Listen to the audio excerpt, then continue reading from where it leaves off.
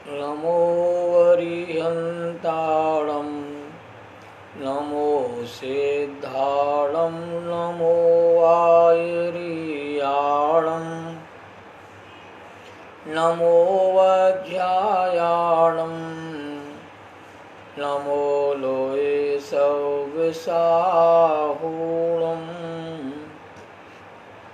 मोक्षमार्गस्य नेतारं वेत्तारं कर्मभूभृतां ज्ञातारं विश्वतत्त्वानां वन्दे तद्गुणलब्धये। तीन भुवन में सार वीतराग विज्ञानता शिव स्वरूप शिवकार नमो त्रयोग समारिके। छेढ़ाला ग्रंथ का विशेष स्वाध्याय आत्मकल्याण की दृष्टि से यहाँ पर किया जा रहा है। तीसरे नंबर की ढाल प्रारंभ हो चुकी है। मंगलमय सुप्रभात हमारे जीवन में किस प्रकार से हो सकता है, मोक्ष मार्ग की उपलब्धि हमारे जीवन में किस प्रकार से प्राप्त हो सकती है, ये विशेष चर्चा तीसरे नंबर की ढाल से प्रारंभ हुई है। और तीसरे नंबर की ढाल और चौथे नंबर की ढाल और पाँचवें नंबर की छठवें नंबर की ढाल, इस चारों ढालों में सुखी और सुख के कारणों का ही विशेष रूप से निरूपण किया है। मैंने पहले भी कहा था कि संपूर्ण छह ढाला में चार बातों का ही विशेष रूप से कहते हैं व्याख्यान है। दुख क्या है, दुख के कारण क्या है, इनका वर्णन तो दो ढाल में हुआ। सुखी और सुख के कारणों की चर्चा चार ढाल के माध्यम से दौलतराम कवि विस्तार से करना चाहते हैं। इसलिए सभी लोगों को सुखी होना है, किसी को दुखी नहीं रहना है। तो सुखी होने के लिए सुखी होने के कारणों से हमें परिचित होना भी जरूरी है। और दौलतराम कवि ने बताया है कि निराकुलता का नाम ही सुख है, जहाँ रंच मात्र भी आकुलता कभी भी ना हो। हमें वर्तमान काल में जो इंद्रियजन्य सुख मिलता है वो दुखों को लेके आता है। तो जो सुख जो दुखों को लेके आता है, जिनवाणी माता उसे सुख नहीं मानती, ना सुख उसे कहती है। जिनवाणी माता सुख उसे कहती है जिसके बाद कभी भी अनंत काल तक आपको दुख ना हो, उसका नाम ही सुख है। से निराकुलता रूप सुख जिसको प्राप्त हो जाता है, वह प्राणी अनंत काल तक कभी भी दुख रूप परिणामों को प्राप्त नहीं होता। इसलिए निराकुलता को ही सुख कहा गया है। संयोग जनित व्यवस्था का उपलब्ध हो जाना, प्राप्त हो जाना, इस संसारियों की दृष्टि में सुख के कारण कहे गए। पर ये दुख को ही लेके आते हैं, व्याकुलता को लेके आते हैं। तो असली कारण जो सुखी होने का है वो क्या हो सकता है, इसकी चर्चा दौलतराम कवि तीसरे नंबर की ढाल में कर रहे हैं। और निराकुलता वाला जो सुख है मोक्ष में ही है और मोक्ष के अलावा कहीं नहीं है। ये बात भी अच्छी तरह हम लोगों ने कल समझी है। इसलिए दौलतराम कवि ने हमको एक सलाह दी है, यदि निराकुलता वाले सुख का तुम्हें यदि अनुभव जीवन में करना है तो आप मोक्ष मार्ग में कहते लग जाइए। जगत में कहते भैया आपको कहते अपना व्यापार धंधा दिया आपको चलाना है तो इस सेठ के पीछे लग जाओ। इस सेठ के साथ यदि आप जुड़ जाओगे तो आपका व्यापार धंधा चमक जाएगा। ऐसी जिनवाणी माता भी आपको कहती है यदि आपको सच्चे सुख की प्राप्ति करना है, निराकुलता वाले सुख की प्राप्ति करना है, तो आप मोक्ष मार्ग से जुड़ जाइए, मोक्ष मार्ग में कहते लग जाइए। अब मोक्ष मार्ग कोई कठिन मार्ग नहीं है। आज तक हम लोगों ने मोक्ष मार्ग का कहते हैं कभी ज्ञान नहीं किया, उस मोक्ष मार्ग पर चलने का कभी प्रण नहीं किया है, संकल्प नहीं किया है। इसलिए मोक्ष मार्ग हम सब लोगों के लिए थोड़ा सा कठिन नजर आ रहा है। और संसार मार्ग में अनादिकाल से प्रवृत्ति किए से संसार मार्ग हमें सरल लगता है। क्यों? अनादि से संसार मार्ग में प्रवृत्ति कर रहे हैं कि संसार के बारे में खाना पीना रहना, ये सारे काम कहते हैं, कमाना, कमाई को भोगना, ये सारे काम तुम्हें कहते हैं अभ्यस्त हो चुके इस काम के लिए।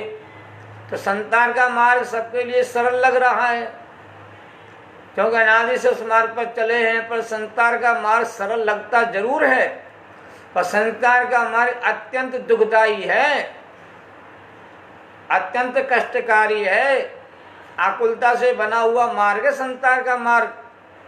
इस मार्ग पर चल करके जीव ने कहते हैं चतुर्गति में परिभ्रमण ही किया है, कर्म बंधन ही किया है, कभी आपको कहते हैं सच्चे सुख की प्राप्ति का योग ही नहीं बना।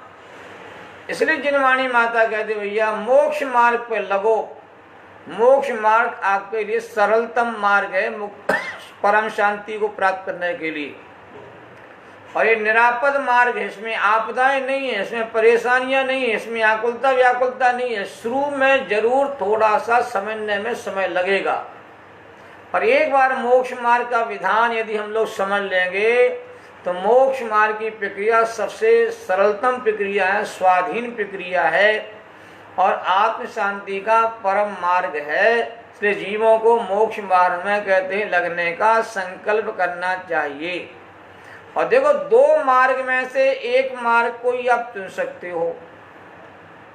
संसार मार्ग आपने अनादिकाल से चुना था, परंतु से आपको सफलता नहीं मिली इस मार्ग पर चलने पर। और मोक्ष मार्ग को कभी चुना नहीं था, अब मोक्ष मार्ग को चुन के एक बार देख लीजिए, यदि मोक्ष मार्ग पर चल के भी शांति ना मिले फिर आप द्वारा संसार मार्ग में लौट के आ जाना। पर जितने जी मोक्ष मार्ग में एक बार ही जुड़ गए वो कभी लौट करके संसार मार्ग में उन्होंने प्रवृत्ति नहीं की। एक बार मोक्ष को प्राप्त हो गया वो आत्मा कभी संसार मार्ग में द्वारा कभी लौट के नहीं आया, क्योंकि मोक्ष में और मोक्ष मार्ग में आनंद ही आनंद है। तो आनंद सुख को छोड़कर के कौन दुखों में तकलीफ में आना चाहेगा। जो हमारे बच्चे विदेश में जाकर के बस जाते हैं और आप उनसे कहा हिंदुस्तान में लौट के आ जाओ, कहते भैया हिंदुस्तान में आके इतनी धूल है, इतनी गंदगी है, क्या करेंगे यहाँ आकर के। हमें तो विदेश का जो माहौल है बहुत बढ़िया नजर आता है। तो जो विदेश में चला गया है वह हिंदुस्तान में लौट के नहीं आना चाहता है। ऐसे जो मोक्ष मार्ग में चला जाता है वो संसार मार्ग में कभी लौट के आना नहीं चाहता है। तो मोक्ष मार्ग निरापद मार्ग है, परम शांति का मार्ग है। इसलिए प्रेरणा हम सबको दौलत राम कवि ने दी है कि मोक्ष मार्ग में आप सब लोग लग जाइए। ठीक है भैया, लगने को हम तैयार हो गए, मोक्ष मार्ग में लगेंगे। अब मोक्ष मार्ग में हम लगेंगे तो मोक्ष मार्ग है क्या, उसका स्वरूप क्या, ये तो बता दो जरा। तो दौलत राम कवि कहते हैं तीसरे नंबर की पंक्ति में मोक्ष मार्ग का स्वरूप बता रहे हैं। जिस मार्ग पर लगना है, जिसकी प्रेरणा दौलत राम कवि दे रहे हैं, वह मार्ग कैसा है। पूरा क्षण पढ़ लेते हैं, पूरी लय बन जाएगी आपकी। आत्म को हित है सुख सो सुख, आकुलता बिन कहिए, आकुलता से माही न ताते, सिमग लाग्यो चाहिए। सम्यक दर्शन ज्ञान चरण सेवे, मगसो दुविधि विचारो, जो सत्यारत रूप सुनिश्चय, कारण सो व्यवहारो। अधिक दौलत राम कवि ने क्या कहा, सम्यक दर्शन, सम्यक ज्ञान और सम्यक चार्थ, यही कहते हैं शिव मार्ग है, यही मुक्ति का मार्ग है, यही सुखी होने का मार्ग है। और कोई दूसरा कहते हैं मुक्ति का मार्ग है ही नहीं। और ऐसे मुक्ति के मार्ग का कथन निरूपण जो है दो प्रकार से कहते हैं, आगम में कहते कहा गया है। अब देखिए सम्यक दर्शन, सम्यक ज्ञान, सम्यक चर है क्या, इन सबका वर्णन विस्तार से दौलत राम कवि तीसरे नंबर की ढाल में, चौथे नंबर की ढाल में, छठवें नंबर की ढाल में करने वाले हैं। मैं संक्षेप में आपको बता देना चाहता हूं, आत्मा का दर्शन, आत्मा का ज्ञान और आत्मा में लीन हो जाना, यही कहते हैं निश्चय रत्नत्रय है। और आत्मा की रुचि और आत्मा की जो श्रद्धा और आत्मा की जो अनुभूति होती है, और वीतराग देव सात गुरु के सच्चे श्रद्धान करने पर होती है। आत्मा की रुचि, अनुभूति, प्रतीति जो आपको होगी कभी भी, वह देवता गुरु के श्रद्धान करने के साथ तत्वार्थ श्रद्धान करने पर होगी। और जो रुचि आपको आत्मा की जगेगी ना, तो स्व और पर का कहते भेद ज्ञान करोगे तो होगी। इसलिए व्यवहार से सम्यक दर्शन कैसे कहना है, देवता गुरु के श्रद्धान करने को, जीवादि सातों तत्वों के श्रद्धान करने का नाम, और स्वयं पर के श्रद्धान करने का नाम व्यवहार सम्यक दर्शन है। और अपने आत्मा का श्रद्धान और आत्मा की रुचि का अंदर में प्रकट हो जाना, और आत्मा की रुचि प्रतीति होने पर जो आत्मा का कहते हैं स्वानुभव एक क्षण को जीव को होता है, तब आपका सम्यक दर्शन निर्मलता को, शुद्धता को प्राप्त होता है। ये निश्चय और व्यवहार दोनों प्रकार का कहते हैं सम्यक दर्शन का स्वरूप। इसी प्रकार आत्मा का ज्ञान होना, आत्मा का स्वरूप जैसा वैसा ही जानने में आना, ये निश्चय से सम्यक ज्ञान हो गया। और आत्मा के स्वरूप को जानने के लिए जो कहते हैं वीतरागी, आपने कहते हैं शास्त्रों का अध्ययन, मनन, चिंतन आदि करते हो, जीवादि तत्वों का विचार आदि करते हो, जीवादि तत्वों के स्वरूप का ज्ञान करते हो, क्षय द्रव्य का ज्ञान करते हो, ये सब कहते हैं व्यवहार से आपका सम्यक ज्ञान कहलाता है, इनका स्वरूप जैसा है। और अपने आत्मा के स्वरूप में लीन हो जाना, तल्लीन हो जाना, क्या कहते हैं निश्चय से आपका सम्यक चात्र है। और आत्मा के स्वरूप में लीन होने के लिए जो सहयोगी कारण होते हैं, महाव्रत आदि का पालन करना, 13 प्रकार के चात्र आदि का पालन करना, 28 गुण आदि का पालन करना, ये सब व्यवहार चात्र के भीतर गर्भित हो जाता है। तो निश्चय रत्नत्रय और व्यवहार रत्नत्रय, इन दोनों को ही कहते हैं मोक्ष मार्ग कहते हैं, कहा गया है। अब यहाँ पर विचार करना है कि मोक्ष मार्ग दो होते हैं कि मोक्ष मार्ग एक होता है। अब ये विशेष जो चर्चा है थोड़ी सी गहराई के साथ समझना होगी, क्योंकि सारे ग्रंथों में ऐसा लिखा हुआ है कि मोक्ष मार्ग दो प्रकार का है, निश्चय मोक्ष मार्ग और व्यवहार मोक्ष मार्ग। और दोनों मोक्ष मार्ग का तुम्हें कहते हैं अनुसरण और पालन करना होता है। पर तोड़ामल जी ने मोक्ष मार्ग प्रकाशक में 7वें नंबर के अधिकार में एक विशेष बात हमारे सामने रखी है कि मोक्ष मार्ग दो नहीं है, मोक्ष मार्ग का निरूपण दो प्रकार का है। मोक्ष मार्ग तो एक ही है, रत्नत्रय स्वरूप, सम्यक दर्शन, सम्यक ज्ञान, सम्यक चात्र की एकता को ही, रत्नत्रय की कहते हैं एकता को ही मोक्ष मार्ग कहा, यही तात्पर्य तत्व सूत्र में कहा कि सम्यक दर्शन ज्ञान चात्राणी मोक्ष मार्ग, कि सम्यक दर्शन, सम्यक ज्ञान, सम्यक चात्र तीनों मिलकर के ही कहते हैं मोक्ष मार्ग बनते हैं। और ऐसे मोक्ष मार्ग का कथन, निरूपण, ये सब दो प्रकार से करने की आगम पद्धति है। तो ये ध्यान देना कि मोक्ष मार्ग तो एक ही है, हमेशा वस्तु एक होती है, और एक वस्तु का जो निरूपण है, कथन है, वो दो प्रकार से होता है। देखिए ये क्या है, गिलास है नहीं, तो गिलास तो एक ही है, और गिलास का कथन हमेशा दो प्रकार का होगा। तो गिलास कहते हैं स्टील का गिलास है, एक कथन तो ये होगा, और दूसरा कथन ये होगा कि यह पानी का गिलास है, ये दूध का गिलास है, एक कथन ये भी होगा। तो मुझे बताओ गिलास दो हैं कि गिलास एक है?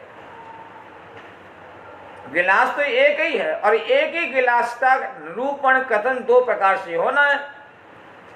तो वास्तव में गिलास जिससे बना हुआ है, स्टील से बना हुआ है, तो स्टील के गिलास को स्टील का गिलास आप कहते हो, एक कथन तो ये भी हो गया।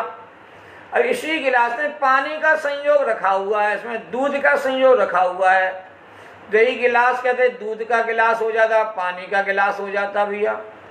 तो वस्तु हमेशा एक होती है, वस्तु का निरूपण दो प्रकार का होता है। और भी उदाहरण आप समझ लीजिए, एक घड़ा होता है, घड़ा तो एक ही होगा। अब एक घड़े को दो प्रकार से कहा जाता है कि मिट्टी के घड़े को मिट्टी का घड़ा कहना एक कथन ये भी होता है, और मिट्टी के घड़े को मिट्टी का घड़ा ना कह करके उसे पानी का घड़ा कहना या घी का घड़ा कहना एक कथन भी ये हुआ। तो घड़े का जो निरूपण कथन है वह दो प्रकार का हो गया कि मिट्टी का घड़ा और पानी का घड़ा, पर घड़े दो नहीं हो गए। ऐसी ध्यान दीजिए, मोक्ष मार्ग दो नहीं है, मोक्ष मार्ग एक ही है। देखिए क्या है, ये रूमाल है कि नहीं बताइए, रूमाल तो एक ही है ना, और एक रूमाल के कथन कितना हो सकते हैं, दो हो सकते हैं। एक कपड़े का रूमाल है, एक कथन तो ये हो गया, और ये कहते हैं रूमाल है पंडित जी का रूमाल है, एक कथन ये भी हो गया। तो रूमाल दो नहीं हो गए। कथन करने से वस्तु कभी दो रूप नहीं हो जाती है, वस्तु हमेशा एक रूप ही रहती है। जब वस्तु के अंतरंग रूप को देखा जाता है तो एक कथन हो जाता है, और वस्तु के संयोग वाले रूप को देखा जाता है, बहिरंग रूप को देखा जाता है, तो कथन कहते दूसरे प्रकार का हो जाता है। इसी प्रकार अंगूठी, सोने की अंगूठी है, एक कथन ये भी है, और ये अंगूठी कहते हैं पंडित जी की है, एक कथन ये भी हो गया। तो अंगूठी तो एक ही है ना, अंगूठी दो तो नहीं हुई ना। उसी प्रकार से आपको समझना है। देखो रेलगाड़ी होती है, एक ही होती है, उसी रेलगाड़ी को दादर अमृतसर एक्सप्रेस कहा जाता है, दो नाम से, कि दादर से चलती है अमृतसर आती है, और अमृतसर चलती है दादर जाती है। तो दादर अमृतसर एक्सप्रेस भी आपने बोल दिया और अमृतसर दादर एक्सप्रेस भी बोल दिया, तो दो कथन हो गए गाड़ी के। गाड़ी तो एक ही है, तो गाड़ी कथन दो प्रकार के हो जाते हैं। इसी प्रकार आप समझ लिए मोक्ष मार्ग कभी भी दो नहीं होते हैं, ये बात भी आपको समझना पड़ेगा। मात मोक्ष मार्ग का जो निरूपण है, कथन है, वो दो प्रकार से होता है, एक निश्चय मोक्ष मार्ग, एक व्यवहार मोक्ष मार्ग। तो ये कथन दो प्रकार के हुए, पर देखा जाए मोक्ष मार्ग कहते दो नहीं होगा, मोक्ष मार्ग एक ही है, जिसकी चर्चा हमारे उमा स्वामी देव ने कही कि सम्यक दर्शन, सम्यक ज्ञान, सम्यक चार, तीनों ही मिल करके मोक्ष मार्ग बनते हैं। सम्यक दर्शन अकेला मोक्ष मार्ग नहीं है, सम्यक ज्ञान भी अकेला मोक्ष मार्ग नहीं है, और सम्यक चात्र भी कहते अकेला मोक्ष मार्ग कहते नहीं है। अब देखिए, मैं कई उदाहरण आपके सामने रखना चाहता हूँ। तीनों मिलकर के ही कहते मोक्ष मार्ग बनते हैं, अकेला कोई मोक्ष मार्ग नहीं बनता है। अब ध्यान देना, कोई व्यक्ति रोगी है, उस रोगी व्यक्ति को अपने रोग का उपचार करना है, तो उसे डॉक्टर पर विश्वास होना जरूरी है कि नहीं? औषधि का कहते औषधि पर विश्वास का होना जरूरी है कि नहीं? इससे वो ठीक होने वाला नहीं। डॉक्टर पर भरोसा रखता है, औषधि भरोसा, ठीक हो जाता नहीं होता है। तो क्या करना पड़ता है? औषधि का उसे ज्ञान भी करना पड़ता है, ये औषधि है, कितनी औषधि कितने समय लेना, ये ज्ञान भी करना पड़ेगा। चलो आपने कहते हैं डॉक्टर भरोसा भी कर लिया, औषधि भी आप खरीद के ले आए, भरोसा कर लिया, और औषधि का ज्ञान ये सुबह लेना तो फिर शाम को लेना, चलो ठीक हो गया, नहीं हुए तब हो गए भैया। जब औषधि का सेवन करोगे तो होगे। चलो मेडिकल पे जाओ, कोई औषधि ले आओ और खा लो, ठीक हो जाओगे? नहीं भैया, तीनों आपको डॉक्टर के पास जाना भी जरूरी है, डॉक्टर विश्वास रखना भी जरूरी है, औषधि पर विश्वास भी रखना जरूरी है, औषधि का कौन से रोग की कौन सी औषधि होती है उसका पूरा ज्ञान भी जरूरी है, उसके साथ साथ कहते हैं आपको औषधि लेना भी जरूरी है। सही डॉक्टर के द्वारा सही औषधि ली जाती है, सही समय पर ली जाती है, उसका सेवन किया जाता है तो लोगों के कहते हैं रोग मिट जाते हैं। ऐसे सम्यक दर्शन हो, सम्यक ज्ञान हो, सम्यक चार तीनों मिलेंगे, तीनों की एकता समग्रता होगी तो ही कहते हैं मोक्ष मार्ग आपका बनेगा, उसके बिना मोक्ष मार्ग नहीं बनेगा। आपने देखा होगा हमारा जो झंडा है हिंदुस्तान का तिरंगा झंडा, वो तिरंगे झंडे में 3 प्रकार के रंग हैं। ऊपर होता है केसरिया रंग, बीच में होता है सफेद रंग और नीचे होता है हरा रंग। जो पीला रंग है, केसरिया रंग है, वो कहते श्रद्धा विश्वास का रंग है। हमें हिंदुस्तान पर पूरा भरोसा है, हिंदुस्तान को हम चाहते हैं, हिंदुस्तान के प्रति मेरा समर्पण है। और सफेद रंग है किसका है कि हिंदुस्तान में हम रहते हैं तो हिंदुस्तान शांति रहना चाहिए। हरा रंग क्या है, हमारे हिंदुस्तान कहते हरा भरा रहना चाहिए। तो हिंदुस्तान पर आपका भरोसा भी है, समर्पण भी है, विश्वास भी है, चाहते भी हिंदुस्तान को ही है, यहीं रहना चाहते हो और हिंदुस्तान में शांति रहे ये भी आप चाहते हो और हिंदुस्तान हमारा हरा भरा रहे, इसका प्रतीक कहते तिरंगा झंडा है। ऐसे ही जो पीला रंग है, केसरिया रंग, श्रद्धान का प्रतीक है। सफेद रंग कहते ज्ञान का प्रतीक है, ज्ञान से शांति आती है। ज्ञाना त्यागा और त्यागेन शांति, ये मंत्र हमारे जनागम का। और हरा भरा जो रंग है वो चात्र का प्रतीक है। जब स्वरूप में आप लीन हो जाओगे तो आपकी आत्मा के लीनता को, तल्लीनता को, आनंद को, चरम आनंद को प्राप्त हो जाएगी। हिंदुस्तान के जो तिरंगे के 3 तुम्हारे रंग हैं, ये भी रत्नत्रय की घोषणा कर रहे हैं कि सम्यक दर्शन आपका निर्मल होना चाहिए, ज्ञान आपका स्वच्छ होना चाहिए और आपका कहते आचरण कहते हैं जीवन में हरा भरा करने वाला होना चाहिए।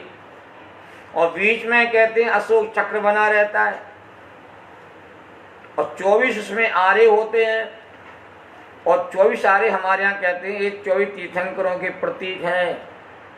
और 24 तीर्थंकर भगवंतों ने हमें सम्यक दर्शन, सम्यक ज्ञान और सम्यक चात्र का बोध कराया है।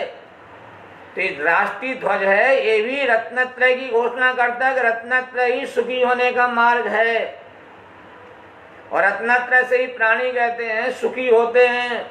और रत्नत्रय का उपदेश जो है ये 24 तीर्थंकर भगवंतों ने दिया है, इसके बिना कोई जीवन में सुखी नहीं हो सकता है।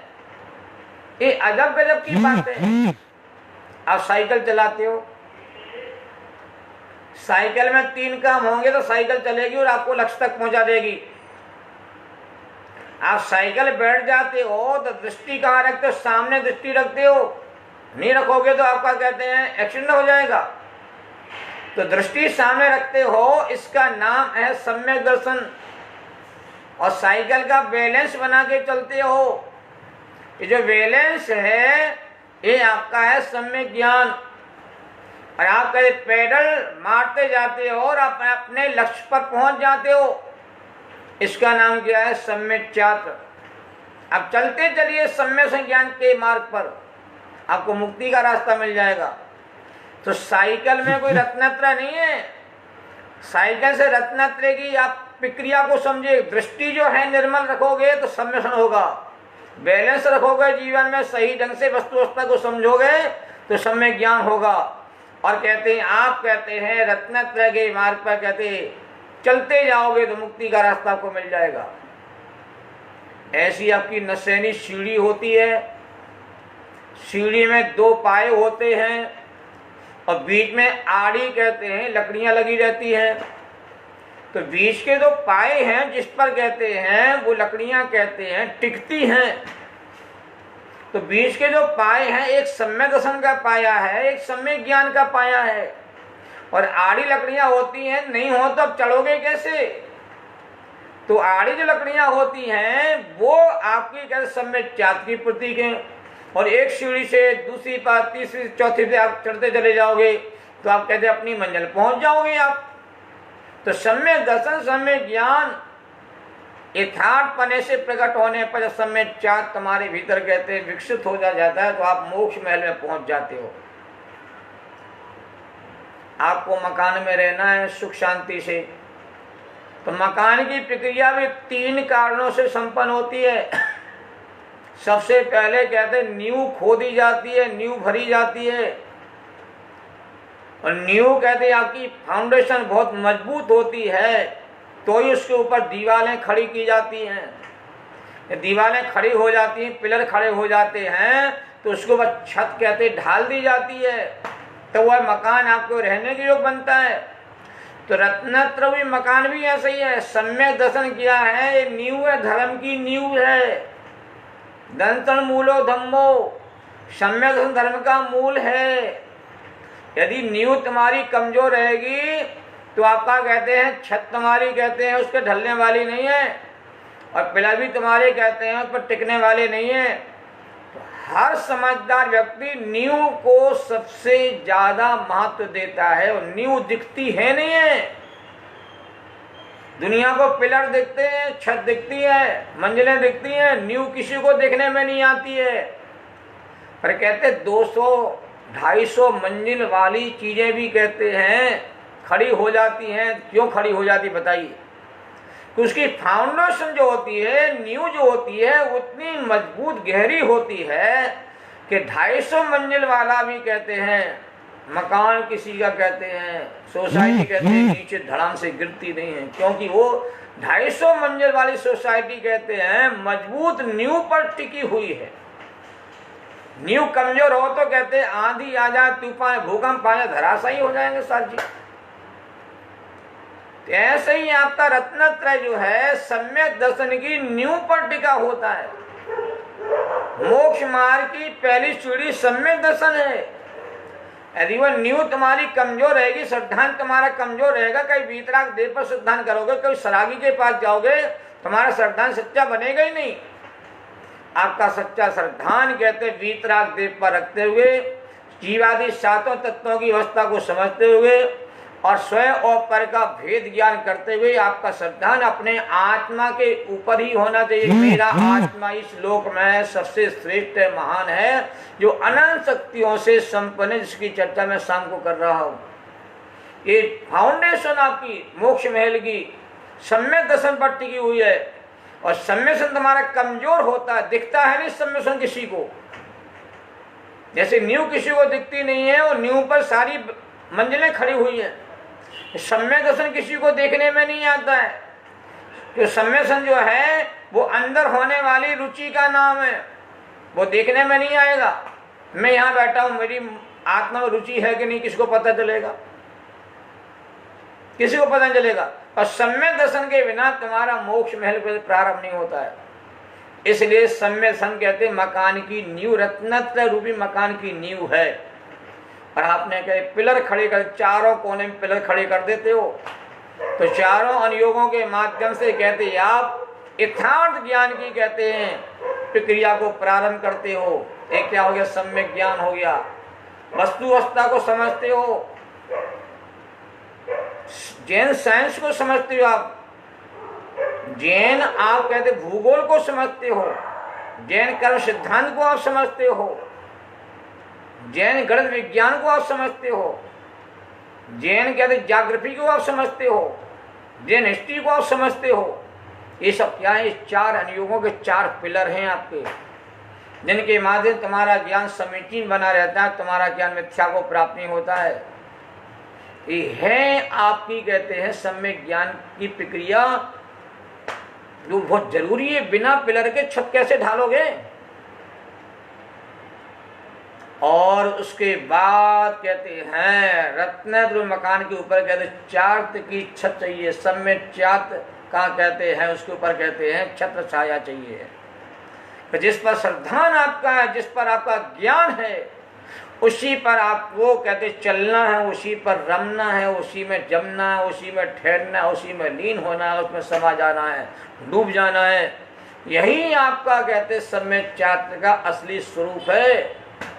देखो तीनों हो गए ना, नींव मेरी मजबूत है, पिलर मेरे मजबूत हैं और मेरी छत मजबूत है। आपको कहीं भी कहते हैं कुछ नहीं करना पड़ता, तुम्हें कहते सारे मकान का तुम्हें क्या करना है, सजाना है, संवारना है। कितना संवारोगे उतनी अच्छा लगेगा। तो रत्नत्रय की भावना जितनी आपकी मजबूती से काम करेगी, आपका आत्मा रूपी मकान आपके लिए उतना ही आनंदकारी बन जाएगा।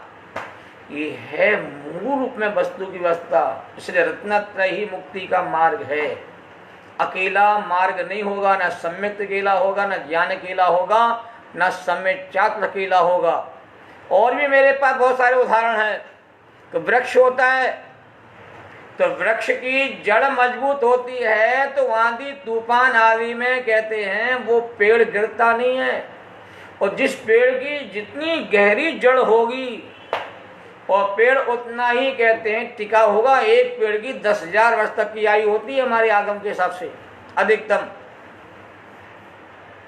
और कहते हैं वो पेड़ कहते हैं जब जड़ से मजबूत होता धीरे धीरे कहते हैं वो उसका विकास होता जाता है, खड़ा हो जाता है, स्कंद उसके तैयार हो जाते हैं। स्कंद के आधार पर उसकी शाखाएं निकलती हैं, जब शाखाएं निकलती हैं उसमें आम के फल लगना चालू हो जाते हैं। यही तो प्रोसीजर रत्नत्रय है जो सारी दुनिया में अपनाया जाता है। यदि किसान खेत में बीज नहीं बोएगा तो फसल कहते कहाँ से आएगी बता दो मेरे को। तो किसान क्या करता है, जमीन की साफ सफाई करेगा, पहला काम उसका बीज बोना हो, समय पर बीज बो देगा। अब बीज डाल तो दिया है, उस बीज को फलीभूत करने के लिए पानी भी देगा, खाद भी डालेगा, उसकी सुरक्षा के लिए कहते हैं सारे इंतजाम भी करेगा, देखभाल भी करेगा। और धीरे धीरे किसान का मन प्रसारित तो फसल बढ़िया आने वाली। देखो पौधा इतना बड़ा हो गया, इतना बड़ा हो गया, बताओ। धीरे धीरे पौधा बड़ा हो जाता है, धीरे धीरे उसमें कहते हैं अनाज की प्रक्रिया प्रारंभ हो जाती है। अनाज जब पक के तैयार होता है, किसान कहते हैं फसल को अपने घर में लेके आता है, आनंद और खुश का अनुभव करता है वो जी। तो यही प्रक्रिया है। पहला सम्यसन, सम्यक ज्ञान, सम्यक चार का प्रोसीजर, ये तीनों मिलके ही मोक्ष मार्ग बनते हैं। अकेला अकेला मोक्ष मार्ग कहते नहीं बनते हैं। ये बात कहते हमें अच्छी तरह से समझना बहुत जरूरी है, तब बात बनेगी। पर ऐसे ही रत्नत्रय का जो स्वरूप है, जो तीनों के मिलने पर होता है, अकेले नहीं होता है, इसका कथन अकेला 2 प्रकार से किया गया है। इसलिए कहा कि निश्चय मोक्ष मार्ग और व्यवहार मोक्ष मार्ग, ये 2 प्रकार के मोक्ष मार्ग कहते कहने में आते हैं, पर मोक्ष मार्ग तो भैया एक ही प्रकार का है। ये बात भी आपको ध्यान में रखना है। तो निश्चय मोक्ष मार्ग क्या कहलाता है, इसका उत्तर दिया नीचे की पंक्ति में। जो सत्यारथ रूप सुनिश्चय कारण सो व्यवहारो। अब निश्चय मोक्ष मार्ग आप किसे कहोगे, व्यवहार मोक्ष मार्ग आप किसे कहोगे बताइए। तो यहाँ दौलतराम जी उसका उत्तर दे रहे हैं, जो सत्यार्थ है, जो यथार्थ है, जो ओरिजिनल है, उसका नाम निश्चय मोक्ष मार्ग है। जो सत्यार्थ के साथ रहता है, उसका सहयोगी बन के रहता है, उसका साथ निभाता रहता है, उस उपचार को, सहयोगी को, सहचर की प्रक्रिया को व्यवहार मोक्ष मार्ग कहा जाता है। इसका जो सत्यार्थ रूप सो निश्चय। अब यहां देखो दौलतराम जी ने निश्चय व्यवहार की बात को जोड़ दिया, क्योंकि जिनागम में जितने भी हमारे कथन किए गए हैं, सारे कथन कहते हैं निश्चय और व्यवहार 2 नयों के माध्यम से किए गए हैं। अब निश्चय व्यवहार क्या बताइए, तो जरा हम समझ लें। निश्चय व्यवहार की प्रक्रिया को समझना चाहें तो उसको सत्यार्थ का नाम निश्चय कहलाता है और असत्यार्थ का नाम कहलाता है व्यवहार। अभूतार्थ का नाम व्यवहार कहलाता है और भूतार्थ का नाम निश्चय कहलाता है, अभूतार्थ का नाम व्यवहार कहलाता है। उपादान से कथन करने का नाम निश्चय कहलाता है और निमित्त से कथन करने का नाम व्यवहार कहलाता है। अभेद से कथन करने का नाम निश्चय कहलाता है और भेद से कथन करने का नाम व्यवहार कहलाता है। वस्तु के त्रैकालिक रूप का कथन करने का काम निश्चय नहीं का है और तात्कालिक कथन करने का नाम व्यवहार है। अंतरंग से कथन करने का नाम निश्चय है और बहिरंग से कथन करने का नाम व्यवहार है। सच्चा निरूपण करना इसका नाम निश्चय है। ये तोड़मल जी ने मोक्ष मार्ग का सब लिखा है। सच्चा निरूपण करने वाला निश्चय न है, तो उपचार से निरूपण करने वाला व्यवहार न है, और आत्माश्रित कथन करने वाला निश्चय न है, और कहते पराश्रित कथन करने वाला व्यवहार न है। इन नियम सार में परिभाषा दी हुई है। असंयोगी कथन करना इसका नाम निश्चय न है, और संयोग से कथन करना इसका नाम व्यवहार न है, और वस्तु के अखंड रूप को बताने वाला निश्चय न है, और वस्तु के कहते हैं खंड खंड करके भेद भेद करके समझाने का काम किसका है? व्यवहार ने का काम है। बिना मिलाए कथन करना इसका नाम निश्चय न है, मिला के कथन करना उसका नाम व्यवहार न है। देखिए आप लोग सब लोग चाय पीते हैं, 99% ज्यादा लोग चाय पीते हैं। मतलब निश्चय चाय कौन सी है, व्यवहार चाय कौन सी, बताओ। जो चाय का डिब्बा आप आधा किलो का, 250 ग्राम का, 100 ग्राम का बाजार से लेके आते हो, उसका नाम तो निश्चय चाय है। और उसी निश्चय वाली चाय जो होती है ना, उसको बना करके पी जाती है, पानी के द्वारा, दूध के द्वारा, इलायची के द्वारा, तुलसी डाल करके, अदरक डाल करके, और तुम कहते हैं उसको चाय को घोल देते हो उसमें, तो चाय बन के तैयार हो गई। चाय को आपने पी ली। तो मिली जुली जो व्यवस्था है जो सेवन में आ रही है उसका नाम व्यवहार है ना। पीने वाली चाय व्यवहार है। क्यों है भैया? उसमें पानी भी है, दूध भी है, चीनी भी है, उसमें चाय पत्ती पड़ी हुई है, उसमें कहते तुलसी के पत्ते भी डाल देते हैं भैया स्वाद के लिए, कोई इलायची डाल देता है, कोई क्या क्या नहीं डाल देता है, बताओ। तो मिला जुला के जो कथन किया जाता है कि पानी का घड़ा है, घी का घड़ा है, ये आपने घी को और कहते घड़े को मिला के कथन कर दिया, ये कथन कौन सा हो गया? कि मिला के कथन करने वाला कथन हो गया, व्यवहार का कथन हो गया। ये मिला के कथन करने वाला, और प्योर कथन करने जिसमें कोई मिलावट नहीं चलेगी, प्योर वस्तु का कथन करना, उसका नाम कहलाता निश्चय है। देखो हमारे यहाँ निश्चय व्यवहार को समझने के लिए मैं एक छोटा सा एग्जाम्पल और आपके सामने रखता हूँ। एक एक्सरा होता है और एक कैमरा होता है। कैमरा क्या करता है बताओ, और एक्सरा क्या करता है?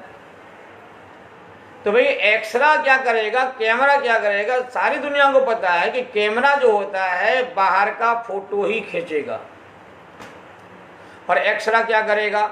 अब कितने ही बाहर से बढ़िया कपड़े पहन के जाना, कितना बढ़िया चेहरा सजा के जाना, कितने आभूषण पहन के जाना, एक्सरे को कोई मतलब नहीं है। सब चीजें उतारना पड़ेंगी आपको। आपके शरीर का अंदर का ढांचा जैसा होगा वो ढांचा अंदर का एक्सरे में आ जाएगा। और कैमरा में क्या होगा?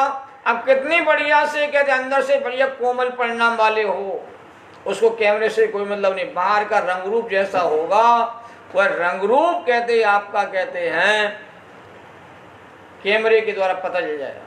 तो बाहर से जो ज्ञान करा रहा है उसका नाम कहलाता व्यवहार, और अंदर से जो ज्ञान कराता है उसका नाम कहलाता निश्चय। ये समझ लो, अंदर का ज्ञान कराने वाला निश्चय है, बाहर का ज्ञान कराने वाला व्यवहार है, और दोनों ही ज्ञान किए जाते। अंदर से वस्तु कैसी है ये भी देखा जाता है, गाड़ी बाहर से कैसी दिख रही है ये भी सारे कहते हैं, गाड़ी बनाने वाले सारा इस पर ध्यान देते हैं।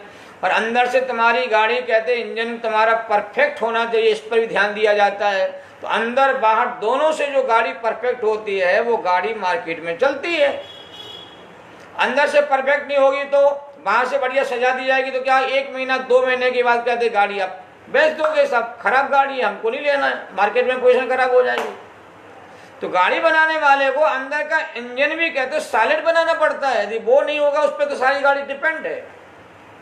और इंजन तो परफेक्ट है और बाहर कहते कोई व्यवस्था आपने बनाई नहीं उसके लिए तो लोग खरीदेंगे नहीं भैया। तो गाड़ी का अंदर का मॉडल मजबूत चाहिए है, इंजन की सारी व्यवस्था मजबूत चाहिए है, और बाहर का रख रखाव कहते सीट आदि की बैठने की व्यवस्था कहते आरामदायक होना चाहिए, और पहिए बढ़िया होना चाहिए, देखने में बढ़िया रंग होना चाहिए। तो ये अंदर बाहर दोनों से गाड़ी कहते हैं आपकी वैल्यूवान बनती है। तो अंतरंग और बहिरंग दोनों रूपों के माध्यम से वस्तु अवस्था को समझ में आती है, उसके बिना समझ में नहीं आती आपको वस्तु अवस्था। तो जिनवाणी क्या कहती है? व्यवहार जो है आपका अच्छा हो, और निश्चय आपका सच्चा हो। एक लाइन बोली मैंने, व्यवहार आपका खराब नहीं होना चाहिए। कुछ लोग व्यवहार को झूठा लाल बोलते, व्यवहार तो झूठा लाल है। अरे भाई, यदि व्यवहार झूठा लाल है तो सारी जिनवाणी व्यवहार ने की भाषा में लिखी हुई है। 99% जिनवाणी जो 4 अनुयोग में लिखी हुई है व्यवहार ने के भेद प्रभेद के द्वारा विस्तार करते करते समझाए जा रहे भैया। ये सारा जिनवाणी में सारा जो कथन किया गया है वो सारा कथन व्यवहार ने की मुख्यता से किया जा रहा है। श्री जिनवाणी, व्यवहार तुम्हारा झूठा नहीं होना चाहिए, व्यवहार तुम्हारा कैसा अच्छा हो और निश्चय कैसा हो, तुम्हारा सच्चा हो। सच्चा नहीं होगा तो आपको मुक्ति की प्राप्ति क्यों नहीं बनेगा। समय सार में लगा कुंदकुंद स्वामी ने, निश्चय नयासिक मुनि वरो प्राप्ति करे निर्वाण की। निश्चय नय के आश्रय से ही जीव कहते हैं मुनिराज मोक्ष को प्राप्त होते हैं। व्यवहार नय के द्वारा तो निश्चय मोक्ष मार्ग को जाना जाता, समझा जाता है। आत्मीमांसा में समन्वय स्वामी ने एक महत्वपूर्ण कारिका दी है। ध्यान देना कि तत्व को जानने के लिए, अपनी आत्मा को जानने के लिए व्यवहार नय उपयोगी है, और तत्व की अनुभूति करने के लिए, तत्व की प्राप्ति करने के लिए आपको जीवन में निश्चय नय उपयोगी है। जानना है, समझना है, इसलिए व्यवहार नय को उपयोगी कहा गया है। तो व्यवहार नय उपयोगी तो है पर उपादेय नहीं है, कि व्यवहार नय सहयोगी है, आपका क्या है, साथी बन गया है, परंतु वो वास्तव में आपके लिए उपादेय नहीं। जैसे आपका काम पूरा हो जाता है सहयोगी को आप छोड़ देते हो, और जब तक काम नहीं होता है भाई सहयोगी को आप साथ में पकड़ के रखते हो। तो व्यवहार न सहयोगी की भूमिका निभाता है, आपका साथी बन के रहता है, पर वास्तव में आपको व्यवहार न को नहीं साधना है, आपको साधना है वास्तव में परमार्थ की प्राप्ति। क्योंकि जो मोक्ष की प्राप्ति होती है वो परमार्थ के आश्रय से होती है। यदि व्यवहार सहयोगी को पकड़ के रखोगे, अपना काम करना भूल जाओगे तो क्या होगा बताओ, आप अपने लक्ष्य की प्राप्ति नहीं कर पाओगे। इसलिए व्यवहार के 3 काम होते हैं। आज समझ लो, बहुत विस्तार से विषय बताना चाहता हूं, जैसे आगे जाके कोई समस्या खड़ी ना हो, सारे विषय को खुलते चले जावे। कि व्यवहार ने 3 काम करता है। स्वयं परमार्थ नहीं होता, सबसे बड़ा काम व्यवहार का क्या है, व्यवहार व्यवहारी रहता है, व्यवहार कभी परमार्थ नहीं होता।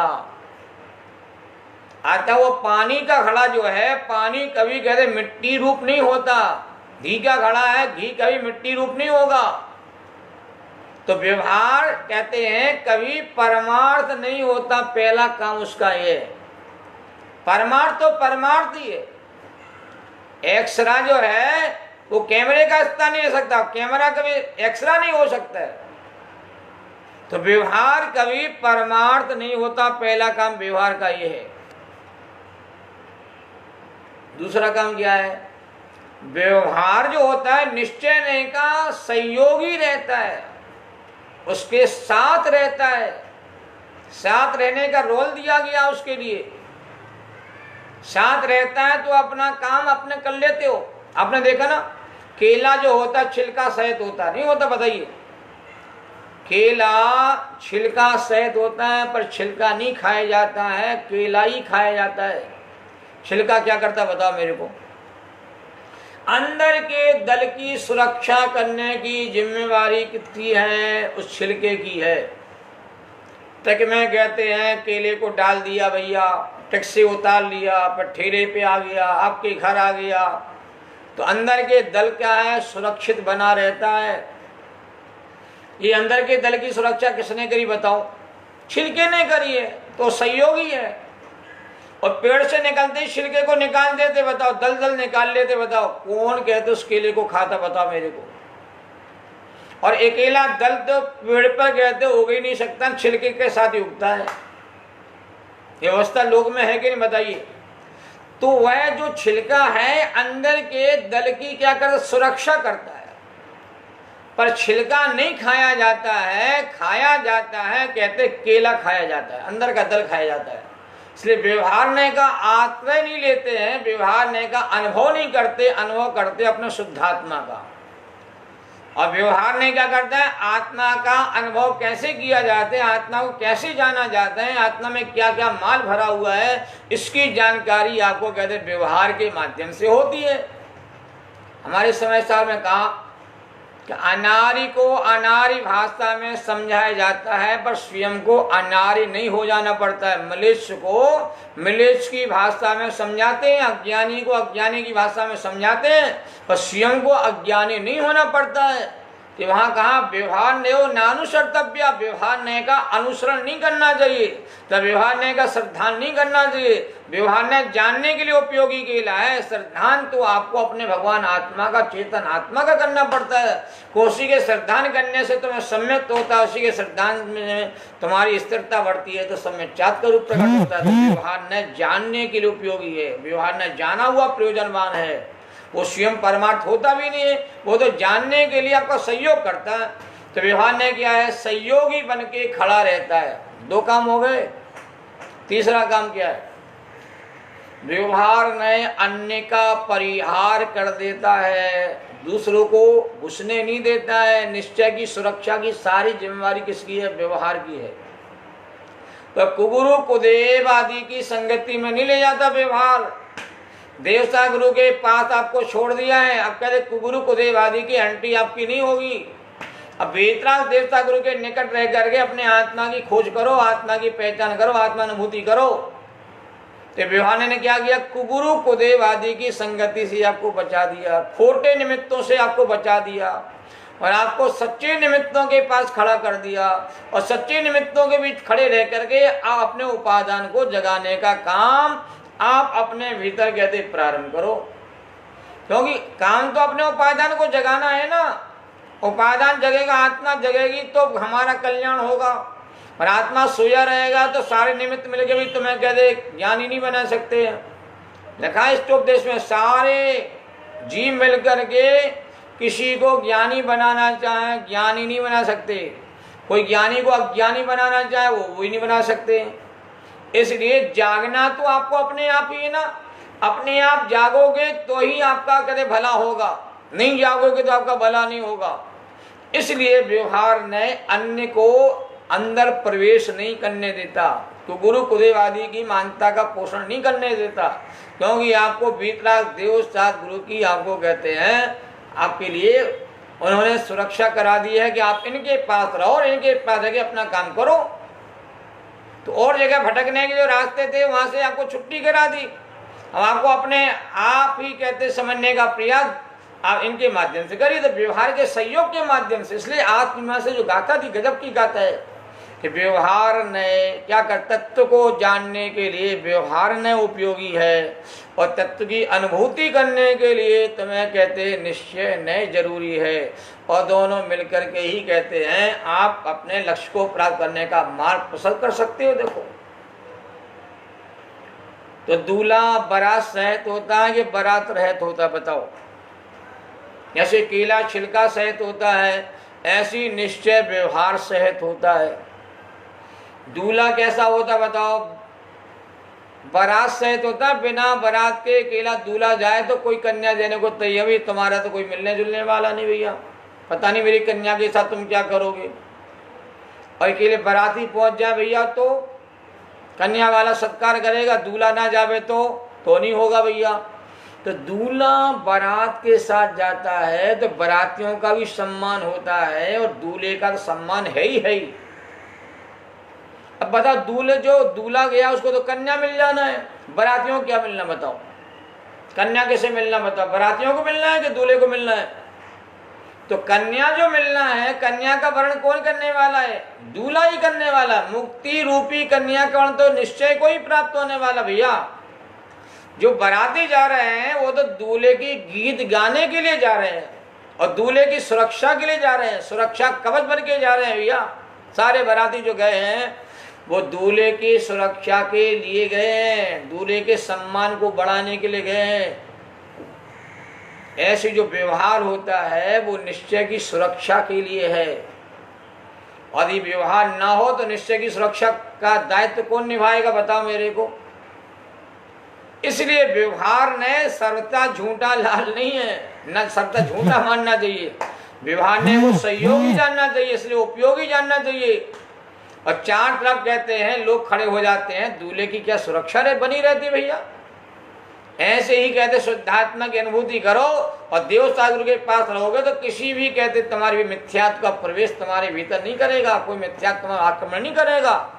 सिर्फ व्यवहार में कैसा है, सहयोगी रहता है। जैसे कह बाराती सारे दूल्हे के सहयोगी बन के जाते हैं, दूल्हे का महिमा मंडन करने को जाते हैं, उसी प्रकार कहते हैं व्यवहार ने भी निश्चय का मंडन करने के लिए, निश्चय के लिए कहते हैं सहयोग देने के लिए।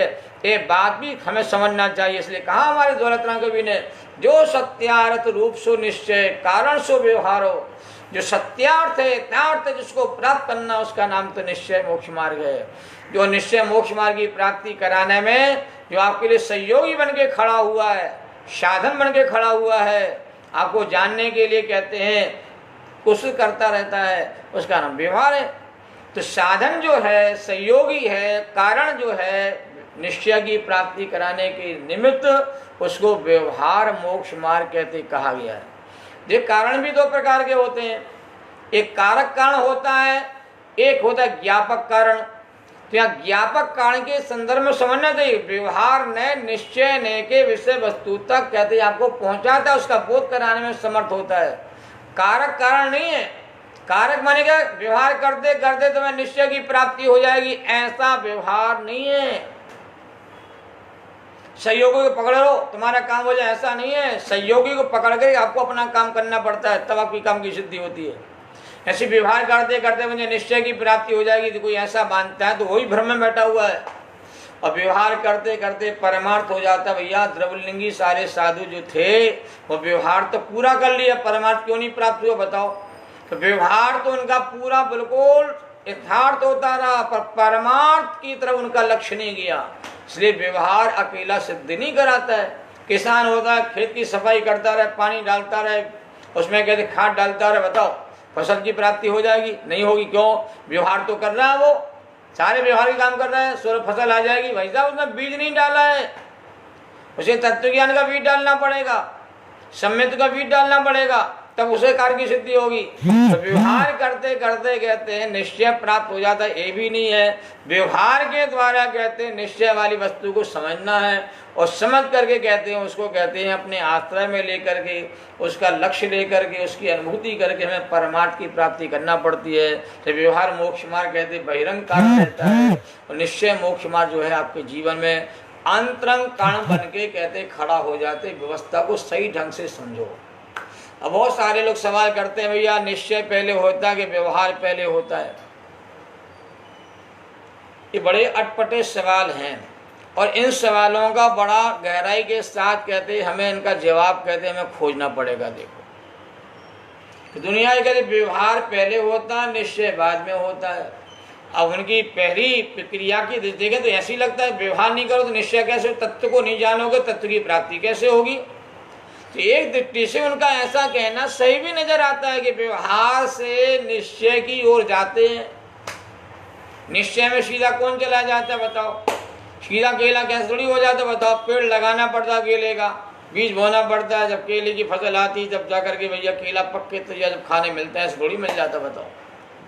तो लोग कहते हैं व्यवहार करते करते परमार्थ की प्राप्ति हो जाती है, इसलिए व्यवहार पहले होता निश्चय बाद में होता। कुछ कहते हैं निश्चय जब पहले होता है तभी तो उसके साथ जो होता उसका नाम व्यवहार कहलाता है। काम हो जाता है तब निमित्त कहने में आता है, काम नहीं हो तो निमित्त भी नहीं कहने में आता है।